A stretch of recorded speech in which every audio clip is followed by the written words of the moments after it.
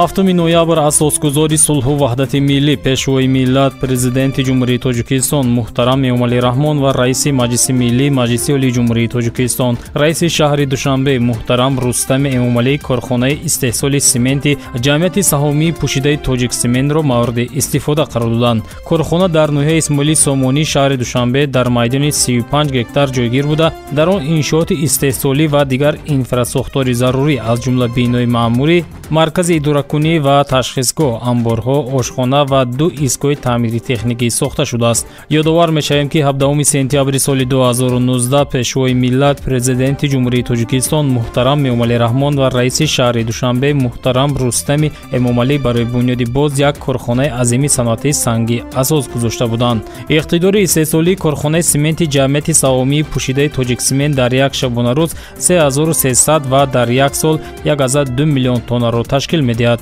Дар ҷараёни корҳои сохтмонӣ то 1200 нафар мутахассисону кормандон ба кор ҷалб гардиданд. Дар корхона дар маҷмӯъ беш аз 700 нафар мутахассисони маҳаллӣ бо ҷойи кори доимӣ таъмин шуданд. маоши миёнаи коргарон 5100 сомонӣ ва мутахассисони техникаву муҳандисӣ 7500 сомониро ташкил медиҳад. шумораи воситаҳои нақлиёти боркаш ва механизмҳои махсуси корхона зиёда аз 135 ададро ташкил медиҳад. маҳсулоти истеҳсолнамудаи корхона ба стандартҳои байналмилалӣ ҷавобгӯ буда, сементи маркаҳои сулфат 500 ва 400 истеҳсол мешаванд. дар ҷамъияти саҳомии пӯшидаи Тоҷиксемент истеҳсоли сементи сулфат ба роҳ монда шудааст, ки барои ҷумҳурӣ маҳсулоти стратегӣ ба ҳисоб рафта, дар бунёди иншооти ҳаётан муҳим ва махсусан аз қабили нерӯгоҳҳо, нақбҳо, роҳу пулҳо ва дигар сохтмонҳо истифода мешавад.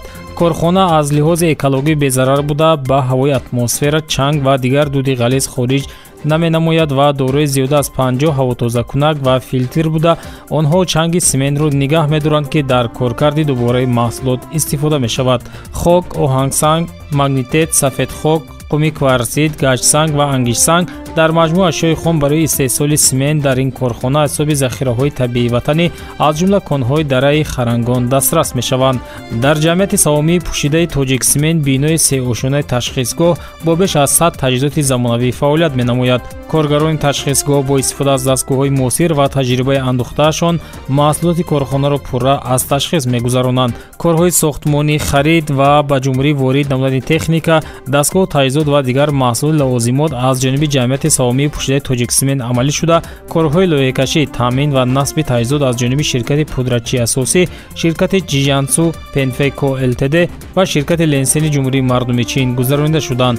бунёди боз як корхонаи нави саноатӣ дар пойтахти мамлакат шаҳри Душанбе ба амалӣ намудани ҳадафи 4 миллии саноатикунонӣ бо сурати мамлакат ва таъсиси ҷойҳои нави корӣ заминаи устувор мегузорад. бояд гуфт, ки баъди ба кор даромадани ҷамъияти саҳомии пӯшидаи Тоҷиксемент, корхонаи сементбарории Душанбе, ки аз соли 1942 солҳои дароз кор карда фарсуда шудааст ва ба муҳити зисти шаҳр ва экология таъсир мерасонад, то охири сол фаъолияташ манъ карда мешавад. айни ҳол дар ҷумҳурӣ шумораи корхонаҳои сементбарорӣ 15 ададро ташкил медиҳад, аз ҷумла дар вилояти Хатлон 5 адад, вилояти Суғ 6 адад, ноҳияҳои тобеи ҷумҳурӣ 3 ва дар шаҳри Душанбе 1 корхона. дар ҷумҳурӣ то соли 2014 ҳамагӣ 300 000 тонна семент истеҳсол мегардид. ҳаҷми истеҳсоли маҳсулоти семент дар моҳҳои январ-сентябри соли 2023 3,3 миллион тонна бо арзиши 1,4 миллион сомониро ташкил дод.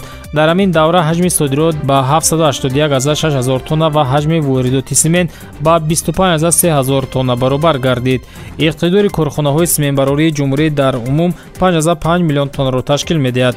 амасола зиёда аз 4,3 миллион тонна семент истеҳсол гардида, дар баробари ин ба ҷумҳуриҳои ҳамсоя содирот низ мегардад.